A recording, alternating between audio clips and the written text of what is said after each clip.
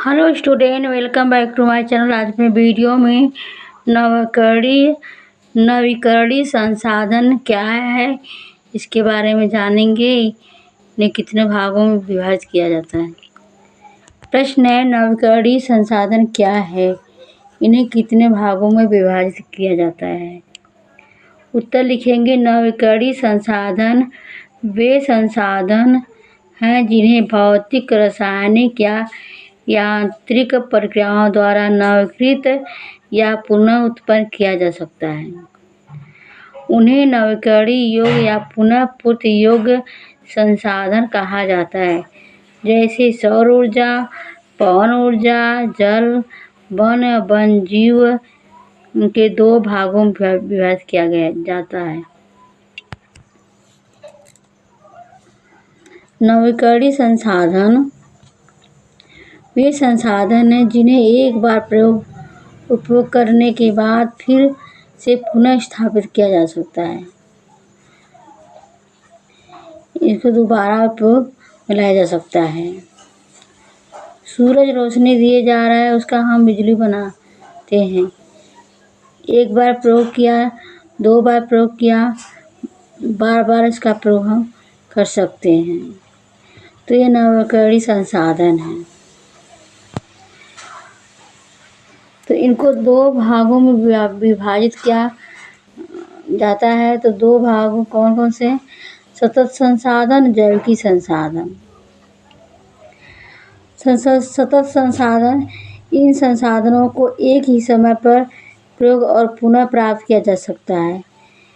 ये एक स्थान पर नहीं रहते, बल्कि भौतिक परिवेश में प्राकृतिक रूप से भ्रमण करते रहते हैं, जैसे बहता हुआ जल, सौर विकिरण, हवा आदि। तो सतत संसाधन से तात्पर्य है संसाधनों का इस प्रकार से उपयोग करना,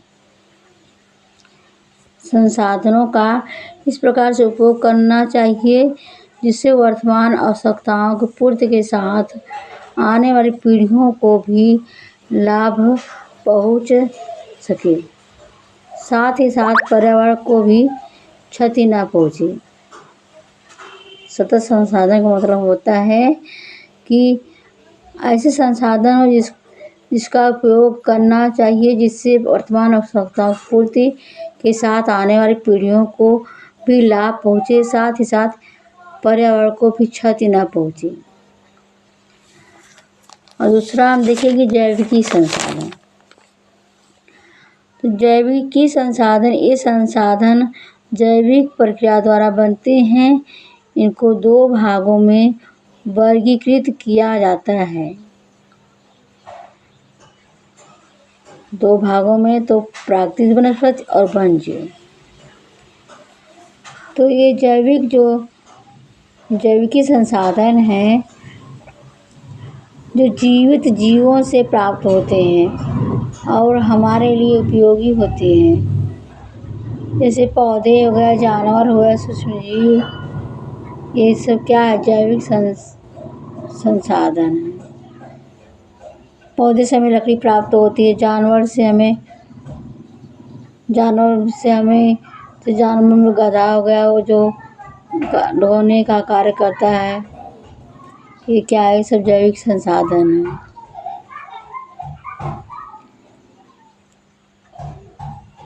तो हमारी वीडियो आप लोगों को अच्छी लगे तो सब्सक्राइब और अपने दोस्तों को शेयर करना और लाइक करना और कमेंट करना।